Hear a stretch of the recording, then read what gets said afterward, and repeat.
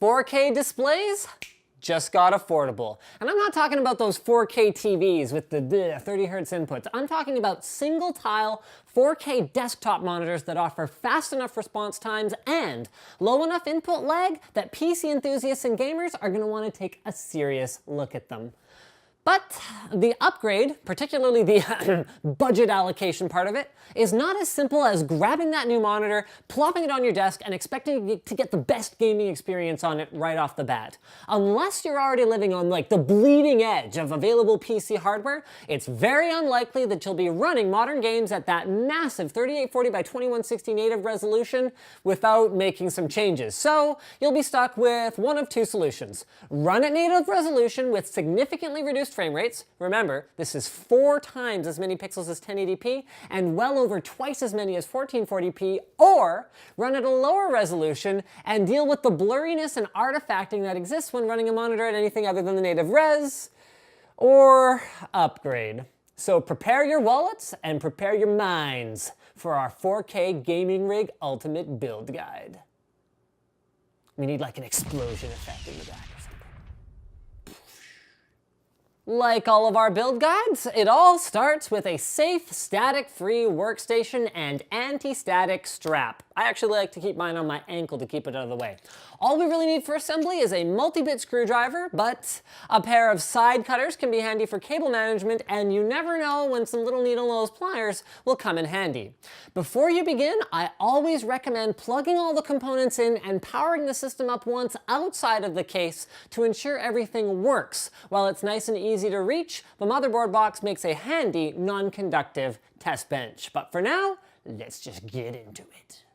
With all the noise getting made about proper multi-core supporting games with Mantle, like Battlefield 4 and Thief 2014, and DirectX 12 and upcoming games in 2015, it's as good a time as any to pick up a CPU that supports more threads. Our choice was the Intel Core i7-4930K, and while it does have plenty of PCI Express 3.0 lanes for high bandwidth graphics cards and other future expansion cards, and support for 64 gigs of DDR3 memory with relatively inexpensive 8 gig unbuffered DIMMs, it simply came down to the fact that it's Intel's least expensive 6-core 12-thread CPU, and we really wanted all DEM cores.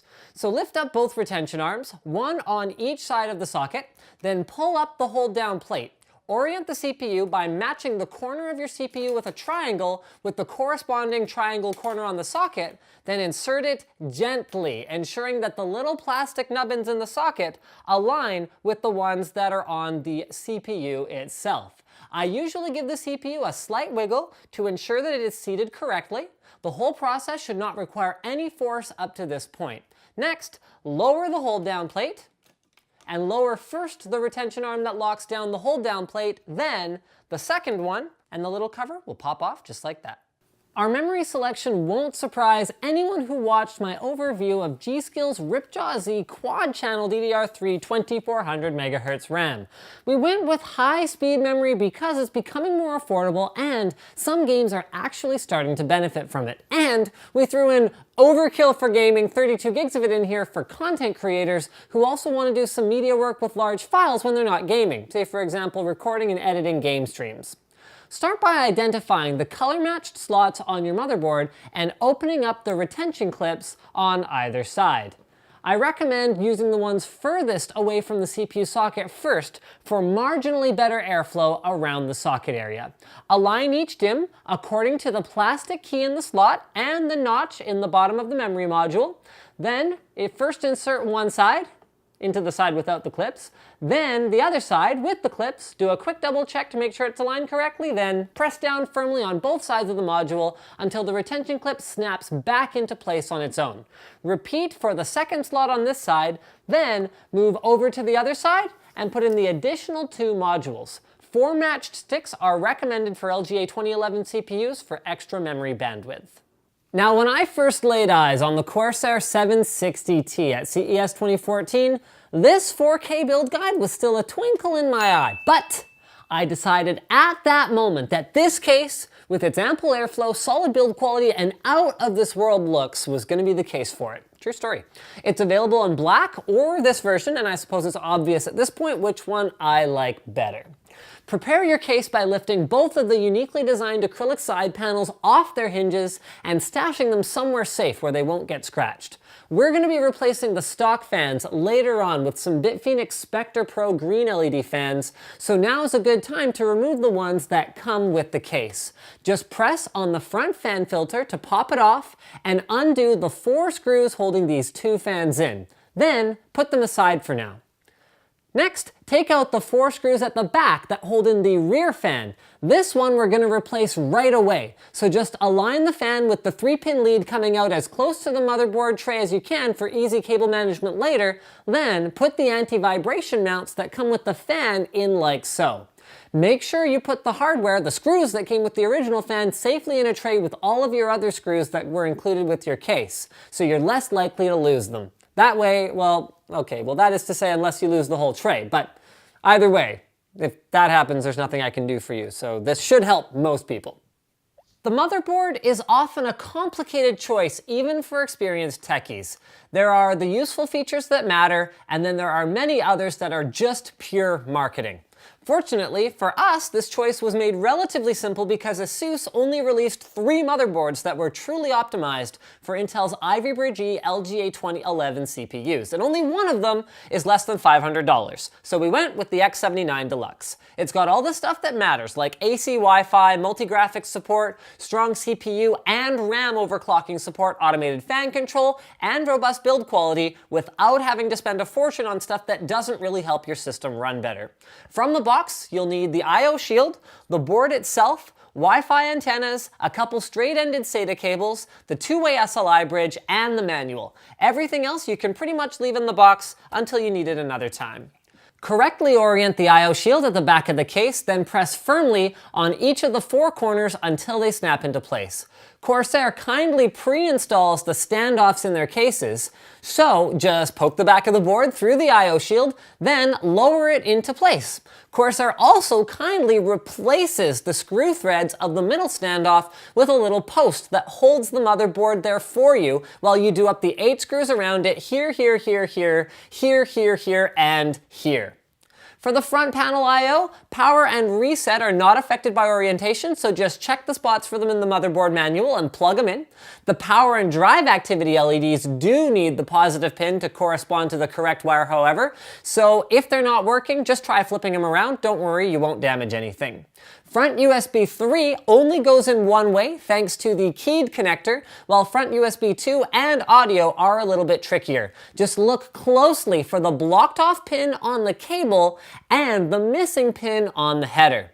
The wire for that fan that we installed at the back can be either managed behind the fan frame or looped up to be shorter, then plugged into the nearest fan header. Don't worry that there are 4-pin fan headers on the board. 3-pin fans will work just fine on them. Now, I'll be the first to admit that I don't know enough about electrical engineering to properly evaluate a power supply on that level. And even if I did, I don't have anything resembling the necessary equipment to do it anyway. But what I do know is where to find the best power supply reviews on the internet, johnnyguru.com. So, why did I choose the Cooler Master V850 power supply? Well, because I want rock solid efficiency, a nice sexy ID, nice cables on a modular interface, and one more thing. I want the power supply that had absolutely nothing listed in the cons section at the end of a Johnny Guru review. End of story. 850 watts will be enough for our rig, but if we wanted some growing room, the V1000 is an option as well. We're using a modular power supply, so rather than worrying about cables right off the bat, we're just going to slide the PSU into its position fan side down at the bottom of the case, where there's a filtered intake. Then, use the 4 screws included in the box to secure it at the back. Next, grab the 24-pin cable, 8-pin EPS cable, 2 PCI Express power cables, a couple SATA power cables, and a 4-pin Molex cable. This should be enough for us to power the whole system. Plug the 24-pin and 8-pin EPS connectors into your motherboard, then route them behind the motherboard tray through the nearest holes. Put the others aside for now. We won't need them until later. Strictly speaking, SSDs don't affect the frame rate at which your games will run, so my choice of a couple Intel 730 series SSDs in RAID 0 might seem a little strange to some, but it's not a purely practical thing for this rig. The reason I actually did this is that a while ago when I did my personal rig update, I had a lot of people asking me about running SSDs in RAID 0 for extra performance. And I've had to say, well, hold on, no, don't do it the way that I was doing it with 8 refurbished drives and all that. And then the inevitable follow-up question is, okay then, what way would you recommend doing it? So to which I would reply, well, if you must have RAID 0, then this is how I would do it. Intel SSDs are legendarily reliable, and the 730 series specifically offers outstanding performance consistency, something that's very important for RAID operation, where the entire array will slow down to the speed of the slowest drive at any given moment. Corsair includes handy-dandy spring-loaded SSD mounts in the front of the case near the right side panel, so installing our SSDs is literally a snap. Pop them in there, route the SATA data cables as neatly as we can to the motherboard, and then double check the manual to ensure that you're using a SATA 3 6 gigabit per second connector that's running off of the Intel chipset. On this particular board, it's going to be the top ones. Then grab a SATA power cable from earlier, carefully plug that into each drive without putting unnecessary tension on the connector, and route that back to the power supply. Now, our GPU choice of dual GTX 780 Ti's for a 4K gaming rig is likely to raise some eyebrows. But bear with me here for a minute while I explain the choice. First up is, why 2 cards? I'm just still not a strong believer in 3- and 4-way configurations. I don't think the scaling justifies the extra cost, heat, and power consumption. This dual card config will be able to run even the most demanding games today at medium to high settings at 4K, and while I can, compare screenshots side by side and tell the difference between high and ultra game settings, when things are actually in motion, I don't really find it that easy to tell, so I'm not going to spend a ton more money just to turn that dial a little bit higher. Another dial, again, because we're only using 2 cards that we won't be cranking for lack of necessary horsepower, is anti-aliasing, but again, justification for that is I don't really find it useful beyond 2 to 4x max at this kind of pixel density anyway. Next up is the 3 gig frame buffer limitation. If you need more, you're not alone, and for you, there are other options available, such as dual R9 290Xs or dual Titan Blacks. I went with this config because nothing that I'm playing requires more video memory at the moment, and I'm willing to trade a little bit of future-proofness for an exclusive NVIDIA feature that I use a lot. Now, many GPU features are mostly fluff to me. I don't use Shadowplay or Mantle, but one that I do use, and a lot, is GameStream. I have an NVIDIA Shield, and I actually do a ton of my PC gaming in bed with my Shield. I'm not willing to give that up by going over to the Red Team, and I'm not willing to spend a bunch more money on Titan Blacks just to get that feature and to have more memory, especially if the games I'm using don't need the extra VRAM. So given that these perform the same if you don't need it, 780 Ti's it is. Lastly, and this is probably half serious and a half joke at this point, I am a dad now, and dads everywhere know that you don't waste power. The performance is similar between 2 290Xs and 2 780 Ti's, but the difference in load power consumption is over 100 watts. And on top of that, much of that extra power will be wasted as heat, which has to go somewhere, and my gaming den is on the 2nd floor of the south side of my house, where it's warm enough in the summer without the extra heat. So I hope the takeaway was this. It's a personal choice, not a condemnation of the other available options that I went with 780 Ti SLI. If you don't have a Shield and you live in the Arctic Circle, then dual 290Xs might be a better option for you, and that's totally just fine. Let's all just not fanboy out and respect that different solutions work better for different people. With that out of the way, remove 2 PCI slot covers that each correspond to one of the PCIe 16X physical and electrical slots on the motherboard, and stash those somewhere safe safe in case you ever need to take a card out and need something to fill the gap. Position each card over the PCI Express slot and, when it's aligned, firmly push it into place. Replace the screws that you took out of the slot covers, then grab the PCIe power cables from before and plug them into your GPUs before routing them back to the power supply behind the motherboard tray. Put the proverbial cherry on top by installing your SLI bridge, and now it's time to move on to cable management. The thing I like about the H110 from Corsair is that unlike other all-in-one liquid coolers, it is purely performance-oriented. You give up better mounting and software control compared to other options, but our 6-core CPU needs all the help it can get, especially if we plan to do any overclocking. So I paired this cooler and positioned it at the front intake. This has two effects. Number one is it allows the CPU to be cooled by nice fresh air coming right into the case. And number two is that it lets me leave the clean-looking top on the 760T versus taking it off for mesh in order to do a top radiator install. We do sacrifice slightly higher temperatures for the rest of the components in the case, but it's really not that big of a deal. Start by locating the correct mounting hardware for LGA 2011 in the box. If you've got good eyes, you can do this pretty easily by looking for the ones with the more coarse threading. If you need some help, check the manual. Orient the plastic fillers so the hole is closer to the outside of the hold-down bracket and put the screws through. They should stay in place.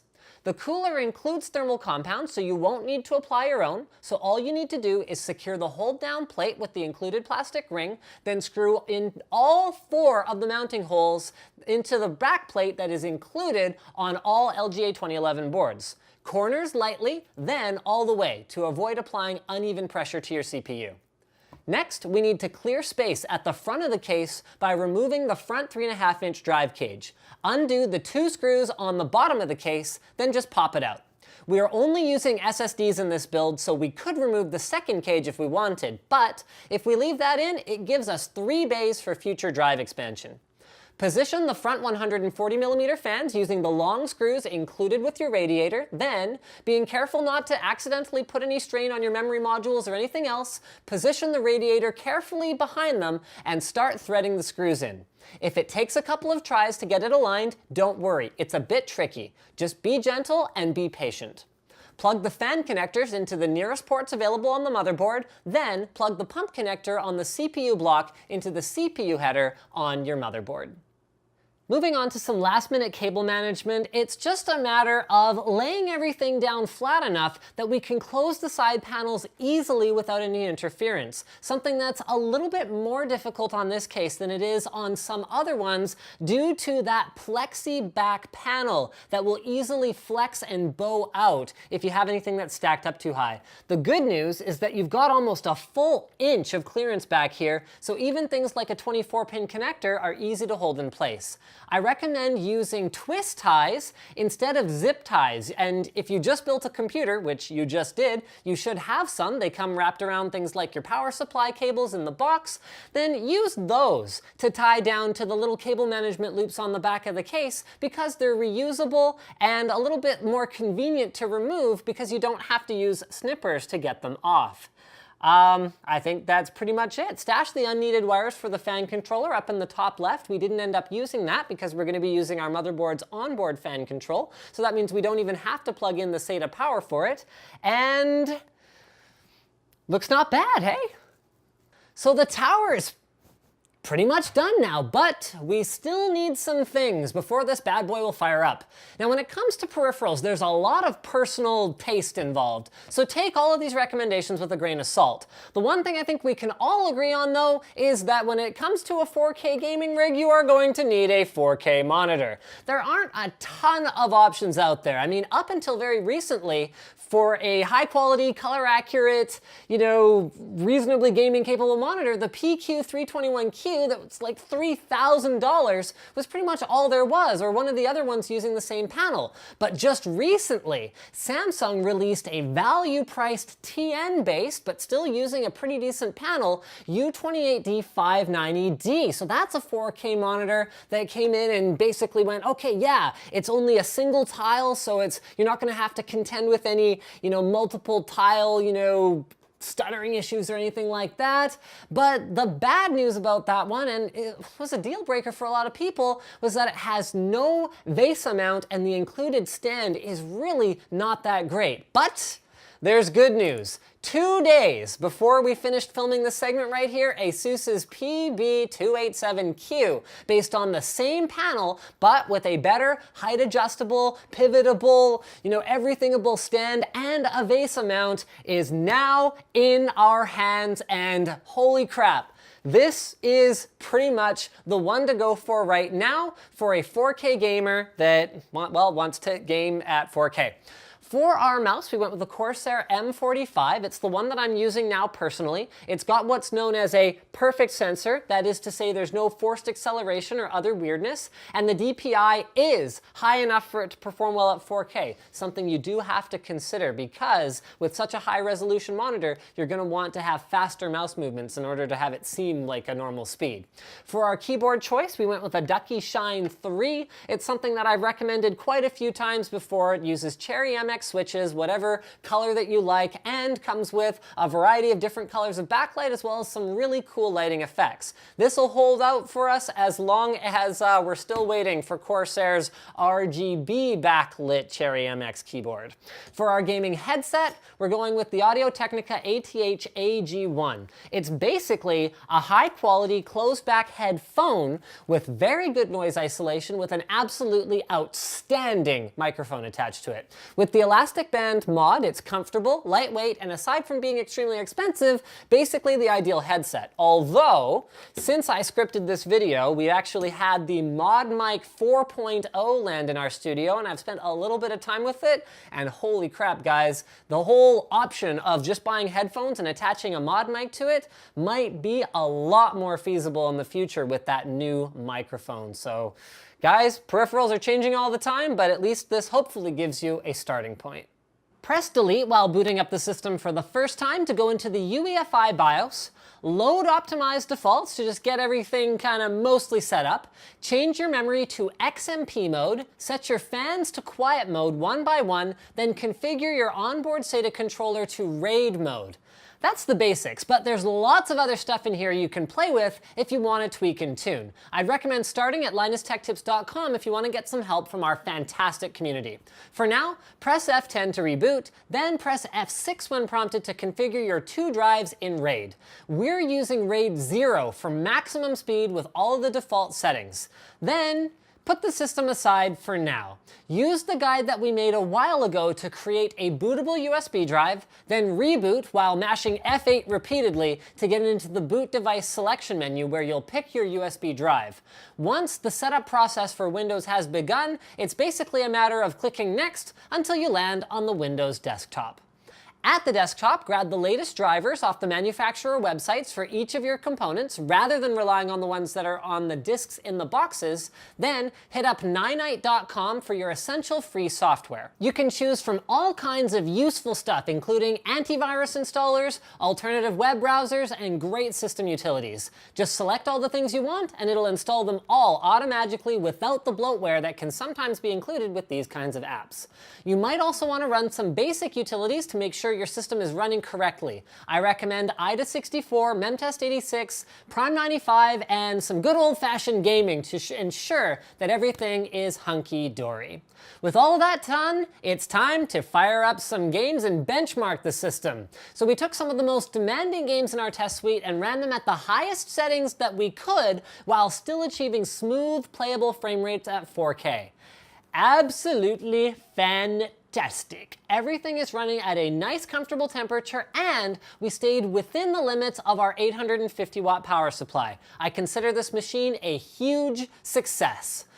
But the journey is not over. It'll be another product generation or two before IPS 4K displays with better color accuracy reach affordable levels, and reasonably priced graphics cards are able to drive modern games at 4K. But if nothing else, what we achieved today was a glimpse into the future of PC gaming. And let me tell you guys, the future looks pretty darn good.